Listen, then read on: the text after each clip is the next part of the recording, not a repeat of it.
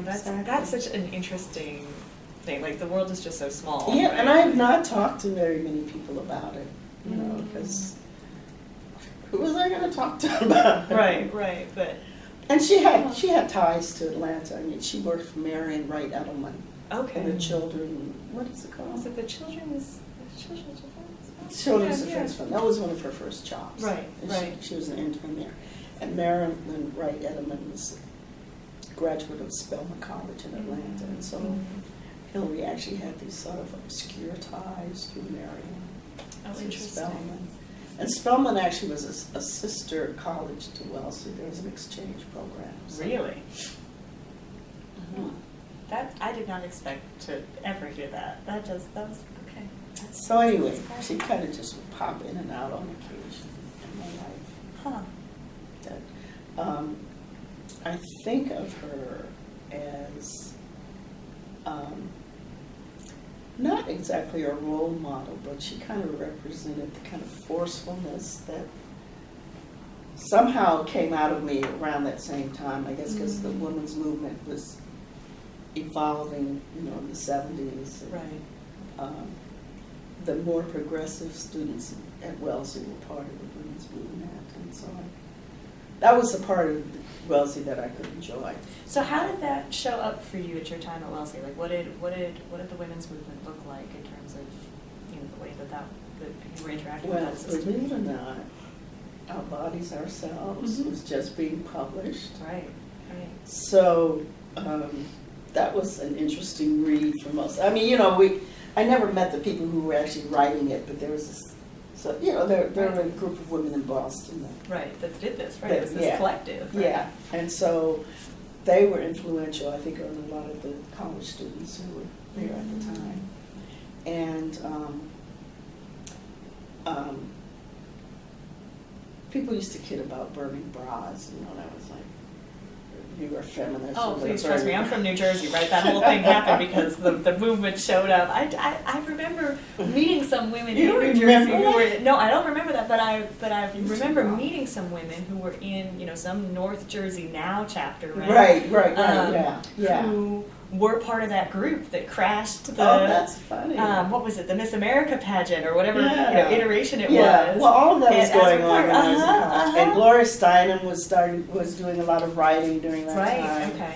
And so, and Boston was just, you know, once There's again. a lot of activity going on. Yeah, exactly. So it was just fun. It was fun to be there during that time. And the one thing that surprised me, I think, was a lot of the women at Wellesley were saying, we're going to get jobs. We're not going to just be housewives. And I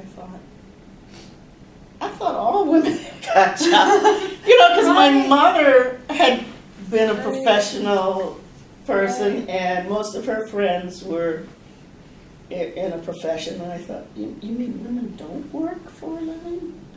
That was a shocker.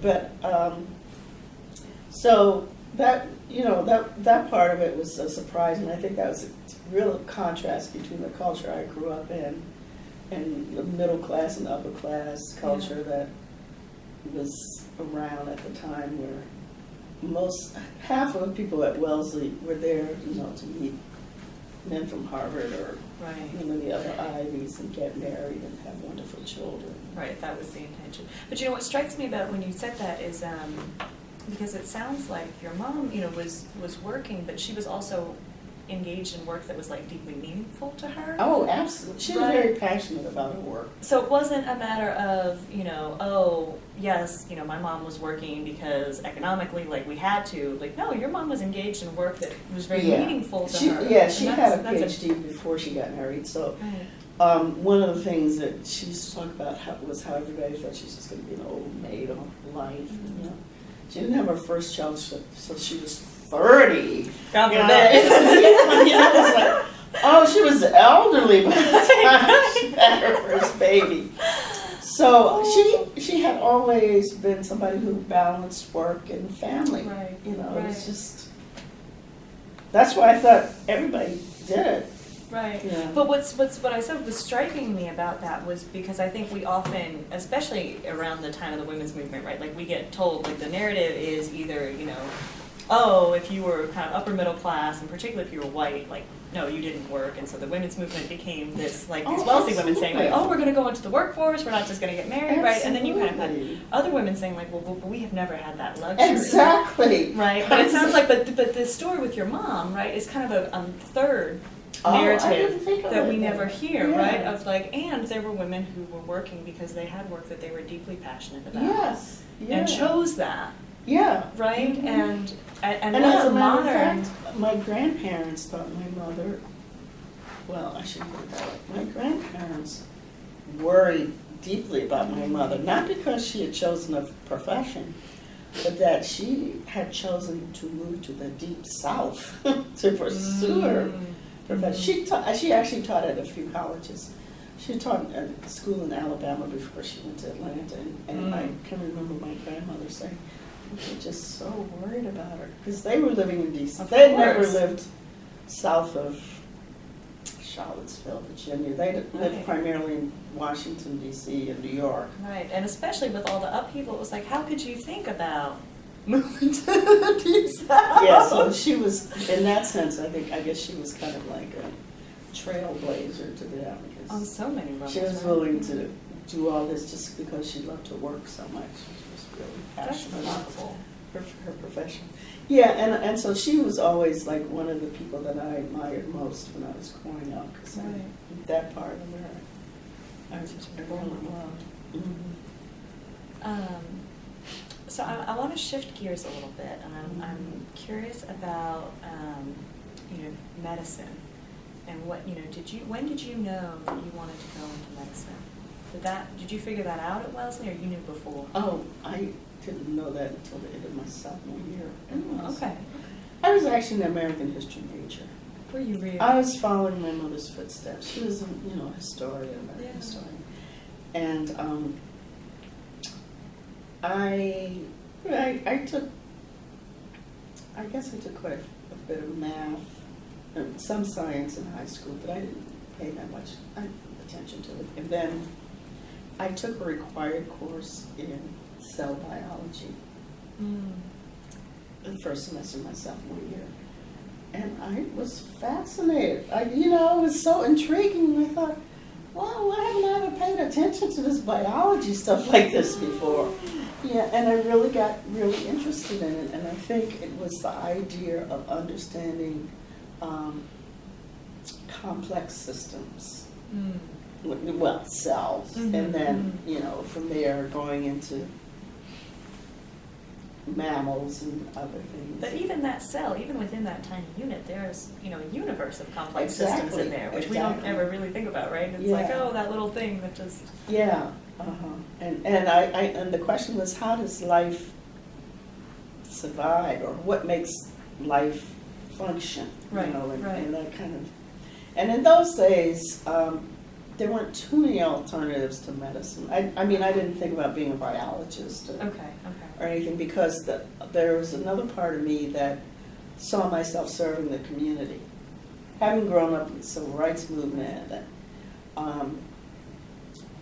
gone to this boarding school that was touched also by the student movement at the time. I went from the civil rights movement to the student movement that was happening in colleges across the country, and so there was always this commitment to giving back and to serving the community, and I thought medicine would be a good way to do that. So I continued on my path as an American history major, but then I started taking a lot of science courses.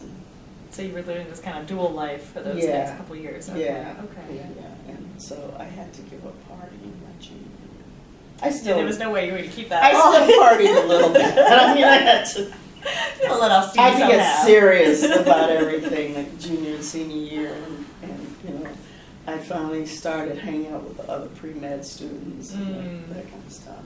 Yeah, and they're all just, I say this as a former pre-med student, right? There's no fooling. Right, exactly. Like you're studying on Thursday night. Exactly. Every night is study night. No, well, not Friday and Saturday, but yeah. But every other night, Mhm. yeah, I remember that. Yeah. So did you know that you wanted to focus on preventative medicine the whole time as part of this kind of focus on community service? I saw myself working in sort of a community health center setting. Okay. At that time, there weren't that many community health centers, and I guess the alternative primarily was working in a public health clinic. Okay. And then after I got into medical school, actually after I got in, was doing my pediatric residency, I realized I was not going to want to take care of the people the rest of my life. Not because I didn't like it. I really enjoyed neonatology. Yeah. And we all of the residents had to have a clinic, and so I usually recruited babies out of the nursery into my clinic. So I had this practice mainly with neonates and very young kids. But by then I kept wondering why people get so sick. It was the cases that were unsolvable that used to keep me up at night, like sudden infant death syndrome. I was like, here's this perfect little baby, and next thing you find out it's dead. Right. And then there was another very rare disease, Rye syndrome. And what is Rye syndrome? Rye syndrome is a very severe reaction to influenza or chickenpox. So usually 2 to 3 weeks after a child would come down with the chickenpox or the flu, they go into a coma. They just sort of eventually, gradually become comatose.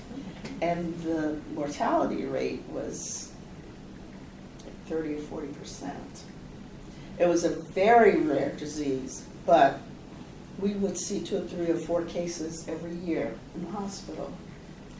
And otherwise perfectly healthy kids. Perfectly healthy. And they, the strange thing was they survived. They did fine. They overcame the flu. This was before there was a chickenpox vaccine, so they were healthy before they got sick. They'd get the flu or the chickenpox, and then all of a sudden they just start having these sensorial changes that that get very agitated, and within a day or two, if they didn't get diagnosed, they would become comatose. That quickly. Wow. Yes. That must have been terrifying. It was. And it was just shocking for the parents. And I thought, this is really a mystery. What the heck is going on here? And so, actually, when I had my elective in residency, I spent my time. By then, I'd learned about epidemiology, and I thought, I'm going to read up on Rye syndrome and try to figure out what's going on. And that was really when I saw myself doing something other than clinical work. And that's when the CDC was tracking all the cases of Rye syndrome at that time. Okay. And they had done most of the publications and research on it. And so that was by my junior year, my second year of residency, I had read every article on Rye's, and I wanted to find out who was doing the research on it, because I saw myself doing that kind of role. Right. And that's what actually led me to looking into working at the CDC, because... So that was the route to public health, was just you saw this real need in your own clinical practice, and then... Exactly. Okay. And I thought, I'd rather be trying to solve these mysteries than taking care of the people. I want to prevent this from happening. Right. And so I just started looking into opportunities to do that kind of work. And found out about a 2-year program that CDC had to train you to be an epidemiologist. Was this EIS, the intelligence service? Okay. Yeah, and it was being a disease detective, and I thought, this is my fit. Yeah. So I was really excited all my last year of residency, because I spent all my time figuring out how to become an EIS officer, and there were a couple of books that had been published on the work, and I just kind of got assumed into culture. And went to visit the EIS officer, and I was in Richmond, Virginia at the time, and I went to talk to him, and anybody I could find. Right, you were just like, please. Yeah, how do I do this? World? Wow. So, I applied and went for the interview, and I think at the interview, they asked me, well, what, are you interested in anything? And I said, Rye's syndrome. Just lit up. Yeah. And they sent me to the people who've been working on it, so I thought, oh, I've got to get into this program. And I did, and I got to study Rise for 2 years, and I said, yeah, that's that must have just been a dream come true. It was. And it was sort of like, it just all kind of fell into place. It wasn't like, oh, this is my passion, this is what, I've got to do this. It just kind of, I just sort of floated into it, That's remarkable. And I mean, what was it like being, there at CDC working with these people who, you read all their publications, right? Like these were the people, you were immersed in their work. You're probably more immersed in their work than they were. Yeah, there actually only about 3 or 4 publications. That was part of the problem. There wasn't a whole lot of publication about it. And so I got to, when I got there was some exciting work that was just coming out from one of the EIS officers. I just finished a case control study looking at risk factors for rise. And so within my first year there, we were reviewing his study, and he was getting it ready for publication, and we were initiating another study. And what was so striking was aspirin was the risk factor for development of rise. Children who had taken lots of aspirin during influenza and chickenpox apparently had this, the risk factor was like a relative risk of 4. You never see that. That was my introduction to epidemiology. I said, oh, relative risk of 4, is that good? Right. That's an insane number. It hardly ever exists. Right. And so based on that, the CDC decided, after, some consultation and stuff, they decided that they needed to issue an announcement just before flu season started to pediatricians and to families, warning, like a warning not to use aspirin anymore. Oh my. And so then, there was this obvious campaign to get with FDA and other groups to get the word out to stop using aspirin. So I got there right in the middle of that and got involved with, doing surveillance to see how much aspirin use was being used during flu season. Right. So, that must have just been a wild ride. It was. And then the aspirin companies, excuse me, started fighting back. Right, I'm sure they were not pleased. This is based on inappropriate science, and and then there's never been, at that time, there's no physiologic reason why aspirin would cause this kind of very bizarre neurologic response that would lead children with, swollen brains, fatty livers, and brain edema. Right. So another study got underway to document that this was a real thing, and the aspirin people were not happy. The Tylenol people were very happy. You were like, please tell us yes, more. Can we help fund the study? Well, as soon as you said aspirin, I thought, oh my gosh, is this why, as kids, right? Like we were always given Tylenol and not aspirin. Yeah, because part of the recommendation was to switch from aspirin to Tylenol. Well, we didn't say we said right, just to something else, right? Yeah, the generic form of Tylenol. Right.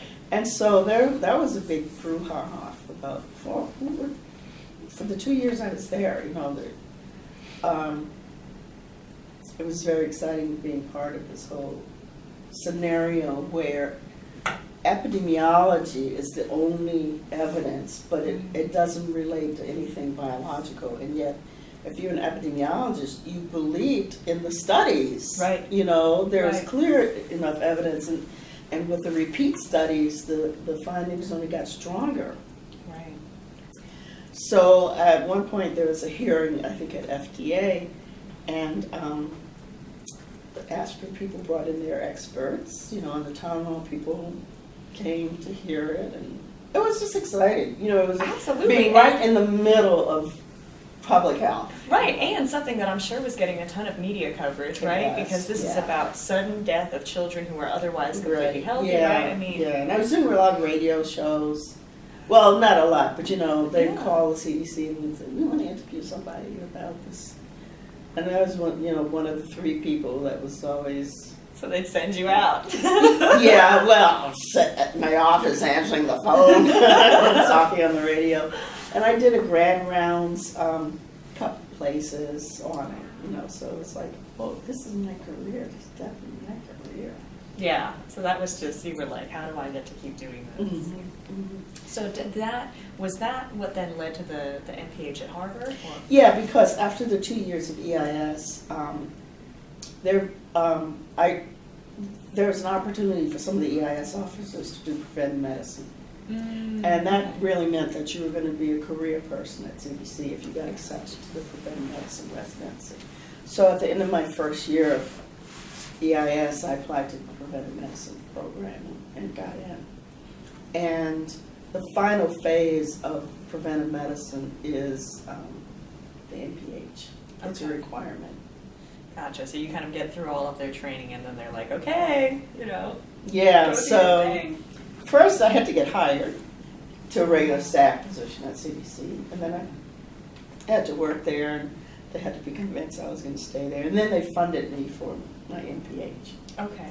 So I've been doing, epidemiology for 4 years by the time I went to do my MPH, and I was like, holiday. Right, because you were like, I know this stuff. I didn't know everything. I really need to learn some more biostat, but I was not going in there without experience.